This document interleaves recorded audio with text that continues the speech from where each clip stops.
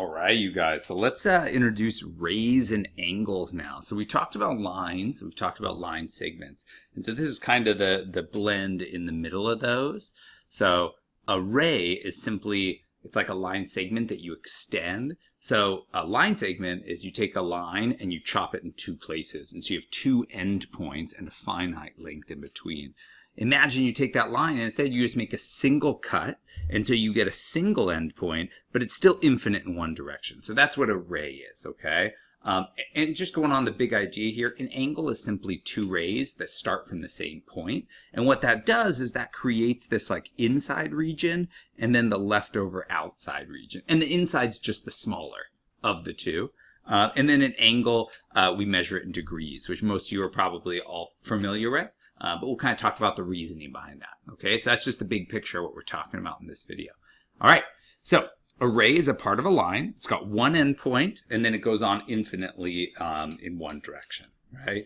Now, for naming, you can use you have to use the endpoint, but then you can use any other point on that ray. So, for example, here in this image, I've got, starting at A, but then I could talk about it hitting B or it hitting C, or I could have any number of points here. And ray AB is the same as ray AC because B and C are just both on that ray, and you can use any of those points. It's just like when you name a line, if there was like A, B, C, D, it doesn't matter which 2 points you talk about.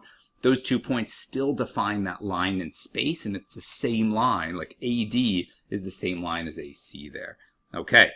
You could also have the arrow facing the opposite direction, like this. That's less common, but it's not incorrect. That's totally okay. In general, we always use one of these top two. We say it starts at A and then goes through B or C or whatever. Now, something you can't do is notice because we use this symbol on top, which clearly denotes that I am starting at endpoint A and I'm going through point C. You cannot say that this ray is starting at endpoint B and going through A. In the picture, that would mean I start at this point and then I go this direction. That's a totally different ray, okay? And same thing with BC. BC would be starting at B and going this direction, which neither of those are the same as starting at A and going in direction B. So naming the ray is important that you use the endpoint, but then the rest you can use any other point after that. All right, so collinear rays, a term we will almost never use this entire year, simply means the same thing as collinear points, right? It just means these two rays lie on the same line. So for example, in this picture, if I start at B and go to A, and I start at A and go to B, those two lie on this same line, line AB, right? So BA and or AC, however you want to name these, those two rays both exist on this one line. So yes, there is one line that contains both rays. So those two rays are collinear or together on the same line. Now, really the reason we look at that is a special case of that are opposite rays. And we are going to use opposite rays pretty frequently, okay? So opposite rays just mean they actually have the exact same endpoint and they form a line together. So in other words, one ray starts at Q and goes this way, and the other ray starts at Q and goes this way. So together, they lie on the same line, so they actually form a complete line together, and there's this 180-degree half circle angle on both sides, and we're going to talk about angle and angle measure today. But that's what opposite rays are, and that's going to come in handy for some definitions, like the definition of vertical angles, things like that, and that'll come up later. Okay, so opposite rays start at the same point but go in opposite directions to form a line or 180-degree angle. Okay. So now what is an angle? All right, to really dive in, we've got, okay, it's two non-collinear rays. Okay, we'll expand this definition later to include, this would be called a straight angle, and then we'll even include it to make angles bigger than 180 degrees. But for now, we're not doing that, okay? For now, we're just talking about angles less than 180 degrees. So we've got any two non-collinear rays that share the same endpoint. So we start at A, go in any direction, and then start at A and go in any other direction, and now we've got an angle formed, okay? Now, we can talk about the portions of these. So here we've got these two rays are called the sides of the angle. This point where they meet, that shared vertex, or shared endpoint, is called the vertex of the angle. We are going to use the vertex all the time. That's a really common vocabulary word that we'll use. And then it really divides this into an inside and outside of the angle. By default, the inside of the angle is just the smaller portion, and the outside or exterior is the rest. Another way to think about it is with that definition of betweenness we talked about earlier. And so the interior are the points between the sides. So in other words, if I take a point on this side and a point on this side of the angle, there's all these points that lie between those, remember? And between simply means that this like 3 plus 8 is equal to the total of 11. And so this collection of points between the sides, that's actually what makes up the interior. But you could just think about it like the smaller region, and then the bigger region is the exterior, because there's no between, like if I connect this to this, there's no line that makes that between. Okay, and then we also have the points on the angle. So there's 3 regions created by an angle. There's the points in the interior, and then there's the actual points on the side, like this point, this point. These are all on the actual angle itself. And then there's the points in the exterior. Okay, so points on a plane could lie in any of those 3. Interior of an angle, exterior of an angle, or on the angle itself. Okay, so those are just some basic terms just to talk about a single angle. All right. So how do we name an angle? Like with symbols and writing, how do we name it? Well, the key is we're going to use the symbol angle, just so we don't have to literally write A-N-G-L-E. Saves us some time, okay? And then we do it by using 3 points. And we kind of just make a C shape to say I'm talking about this angle here. So I start on either side, and I do a point on one side. Then the vertex has to be in the middle. That's how you're saying what the angle is starting at this side, hitting this vertex, and then going to the other side. And so we could call this either MOD or DOM, right? Doesn't matter which way you go. I could start on this side and go the other way, and MOD or DOM. So we got angle symbol to talk about angle, MOD. Notice in the past, right, we talked about plane, MOD. Now we're talking about, and we could write it like this, angle MOD, although no one does. Everybody just writes the angle symbol, MOD. Okay? So we can use 3 points to define multiple things. That's why it's important to use the symbol to say I'm talking about the angle formed by points MOD, not the plane formed by points MOD. Okay? Now actually we can actually use a shortcut some of the time too. So we already have the symbol here saving us a little time, but we often don't even need 3 letters. We could use 1 letter sometimes. And the key there is if there's no ambiguity. Okay, so if there is no ambiguity, that's a huge thing in mathematics and in geometry. We cannot like say a vague explanation that loosely alludes to 5 things. We need to be really descriptive and clear. So as long as there's no ambiguity, we can just use a single letter. So here, since A is only the vertex of a single angle, we could just call that angle angle A, and everybody knows we're talking about that angle. There's only one angle with A as the vertex. However, in the second one, I couldn't say angle A because there's actually at least 3 angles here at angle A. There's angle BAD, there's angle DAC, which is a different angle, and then there's even the whole angle BAC, the big, large angle. So which of those 3 angles are we talking about? Right? So we can't use one angle when there's that ambiguity, when there's more than one angle at a point. It's a super common mistake on early quizzes and tests. Like say you have this picture and you have like B, A, C, D, and M, and there's all these points, and somebody will just be like, oh, I'm talking about angle M. And I'm like, what? There are so many angles there. Are you talking about this one, this one, this one, this one? Are you talking about like this one, or this one, or this one? Or like what angle is angle M? Right? So that's completely ambiguous. But in the case where there's literally one angle at A, or here, somebody nicely put some numbers in there. Now, if they put degrees symbol, they'd be talking about like the size of this angle, the measurable number of degrees, which is exactly what we're going to talk about next. But if there's no angle symbol there, they're naming it angle 1. And that's common sometimes in a big picture where we have like 10 angles. We'll just say find angle 3 and 7 or something like that.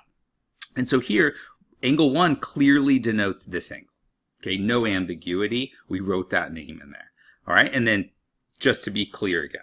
All right, so angle measure now. Okay, so we created an angle. We can write it. We can say, oh, I'm talking about angle MOD. I'm talking about angle A. But what's the size of an angle? How do we quantify it with numbers, right? So then we can do like algebra and solving and writing proofs that two things must be the same in two different scenarios, and that's helpful. So we use degrees to measure it, okay? Now, what is a degree or anything, right? So a degree is just a 360th of a circle. Now, that's kind of an arbitrary number, okay? We literally just take a circle and cut it up into some number of equal slices, right? So there's 4 slices, but we cut it up into 360 slices. And then we just say, how many of those slices is your angle, right? So in this case, like if I have this circle here, it's saying, oh, here's 30 of the 360 slices. So this is a 30-degree angle. Now, why is it 360? Well, it's because just if you think about it historically, when did things come like full circle for people? Well, it was like, oh, it's winter, it's cold, bad. Oh, summer, all the fruits harvesting, the vegetable, I can get food, I'm so happy, plentiful. Oh, cold, freezing, no food. And that cycle would come about every 360 something days, right? Now, it's not even 365. There's like fractions that we add with leap years and days and even seconds we shave off, but it's close to 365. Well, in the past, somebody said, hey, well, 360's got a lot of like nice divisors, right? It's divisible by like 2, 3, 4, 5, 6, not 7, but by 8, by 9, by 10, not by 11, but by 12, and so on and so forth. So it's divisible by so many numbers. It's just a beautiful number. So we used it historically, but we could have said 100 degrees, right? That's what we did with temperature. We just said between melting and freezing of water, that's 100, and we cut it into 100, right? So we could have chosen any number. 360 is what we chose, so that's what we're going with, okay? So the way we do angle measure is we put this little m before the angle. And now we're talking about the number of degrees here. So that's a measure of an angle. That's a number. We can do algebra with it. We can say measure of this angle plus measure of that angle minus equals all the algebra solving we want.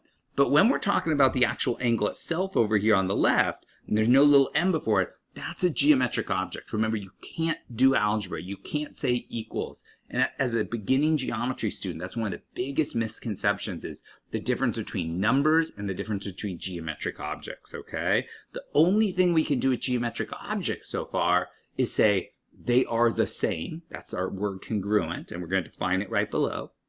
Or we can say they're not the same. And that's pretty much it. Or we can give them some vocab. We can say, like, well, this angle is pretty big. We call it obtuse. It's pretty small, we call it acute. It's exactly 90 degrees, we call it right. So we can give it some vocab, but we can't do this like addition stuff with it unless we're talking about the measure of the angle. A number we can do algebra with. Okay, so we named an angle. We have the size of an angle, okay? And now, what does it mean for two angles to be congruent, okay? For two angles to be congruent, just like with line segments, right? A line segment has literally a length. And so for two line segments to be the same, they only have one attribute. That's their length. They have no thickness, no width, nothing else. And so for two line segments to be the same, they just have to have the same length. So it's the same with angles. Angles are literally just how like far apart of a circle wedge are these two rays. And so that's literally the only thing we have other than their name and where they are. So for them to be the same, they just have to have that same width, that same opening size. And so we just say if their two measures are the same, then the angles are congruent, okay? So if I come across like the measure of angle A is 31 degrees, oh, and I come across the measure of angle Z, that's also 31 degrees, well, then I could go ahead and say angle A is congruent to angle Z because they have the same measure, or vice versa. If I come across two congruent angles and I find out that one of them has 31 degrees as a measure, well, then I say, well, they're congruent, so the other one must also have 31 degrees as the measure.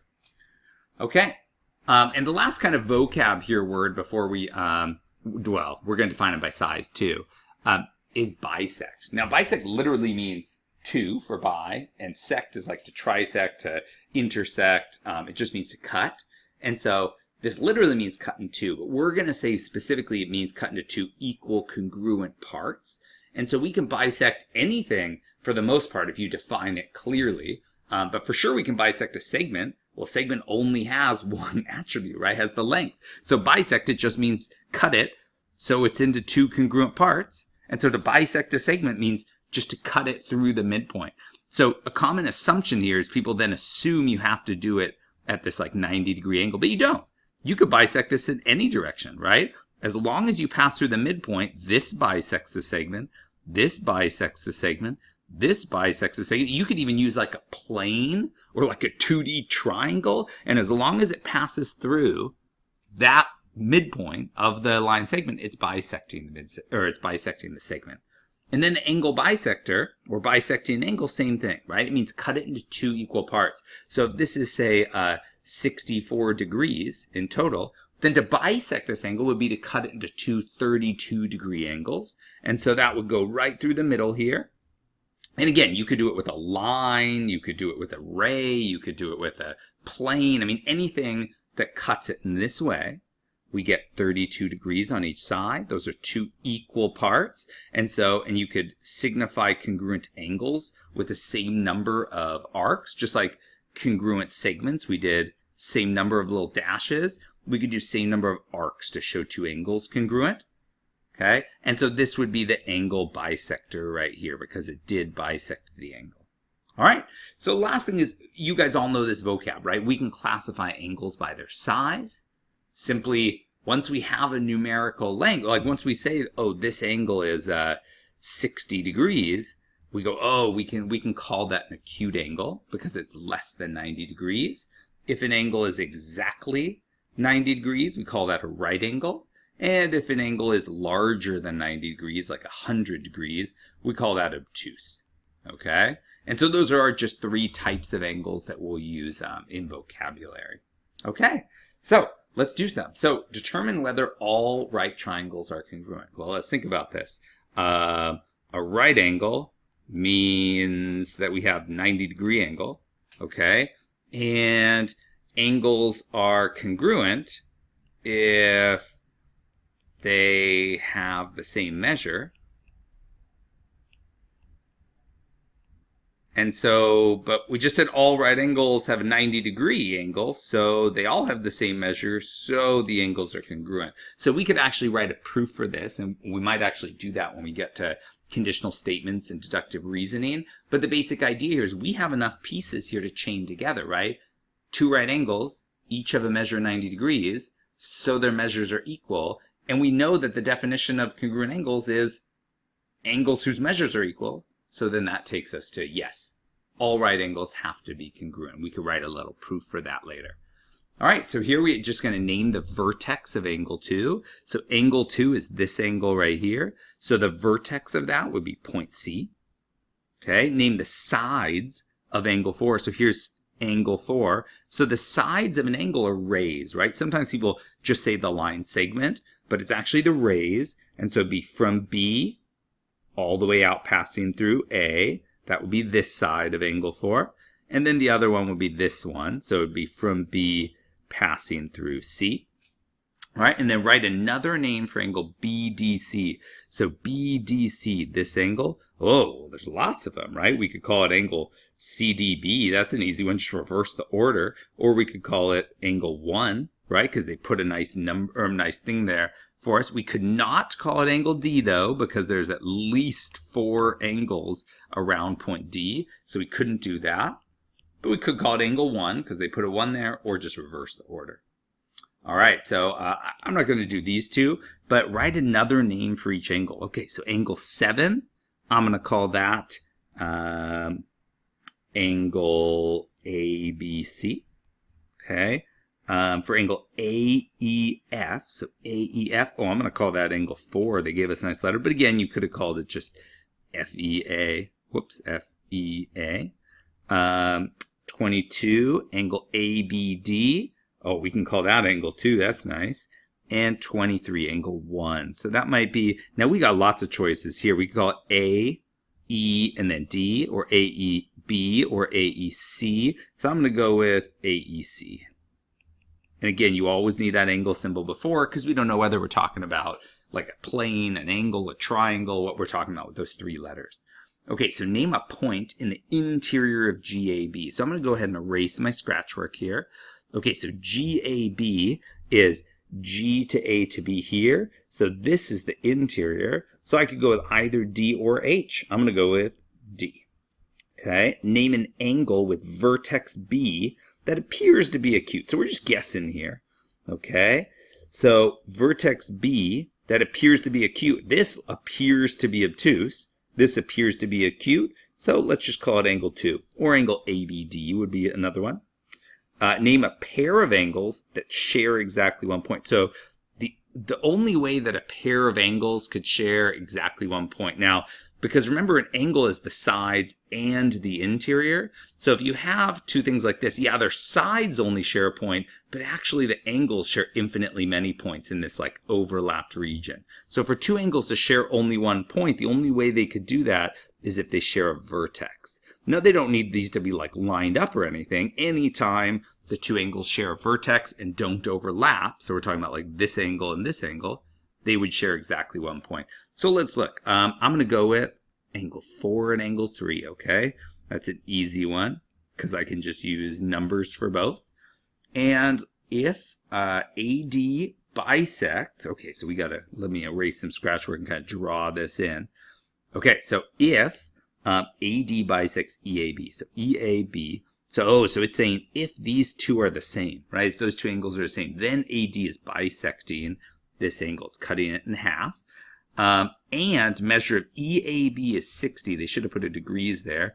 EAB. So if the whole thing is 60 degrees, okay, find the measure of 5 and 6. Oh, that's easy. We just divide it by 2, and we get both of them are a nice equivalent 30 degrees. Oh, that was easy. Okay, and then there's some algebra, and I think that's where we're going to end here.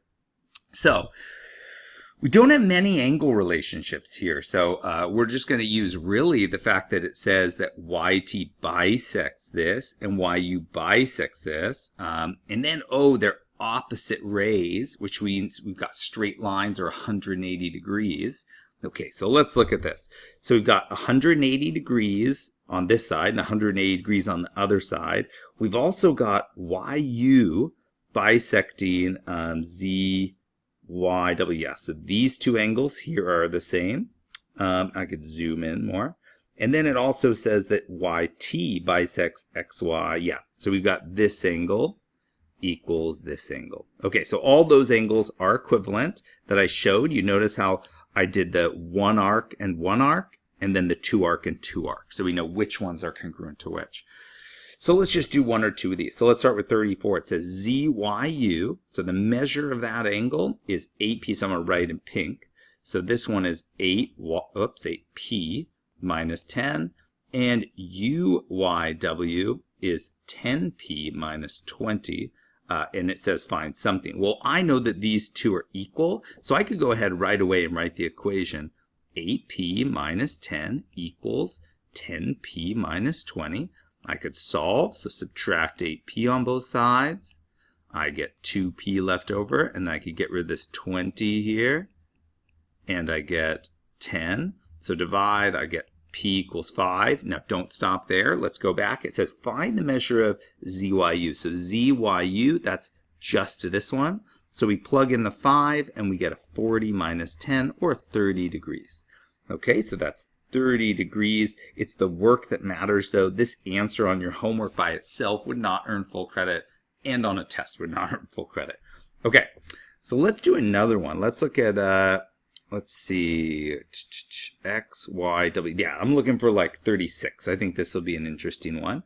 Okay, so this time it gives us that this one is Y, and then it says X, Y, W, so it gives us the entire thing is 6y minus 24. So this is where kids start messing up. They do a times 2 or a times 1/2 or divide by 1/2, and they get confused. So what it is we have the whole angle, and then these two smaller angles are congruent. So this is another y. So if you get confused, you could just write y plus y, right? Add up the two smaller angles. Or you could say 2 times that smaller angle y is equal to the total, and that's because it was bisected, right, is equal to the 6y minus 24. And I don't even know what it's asking yet. We'll get to what it's asking. And then we're just going to go ahead and go 2y equals 6y minus 24. We subtract the 2y. We add the 24. and we get 4y equals 24. Divide by 4 on both sides, and we get that y is equal to 6. Then we go back to the question because it might be asking for this angle or the big angle, and it says just find y. Oh, we're done. Sweet. Y is 6. All right, you guys, I hope you enjoyed that video.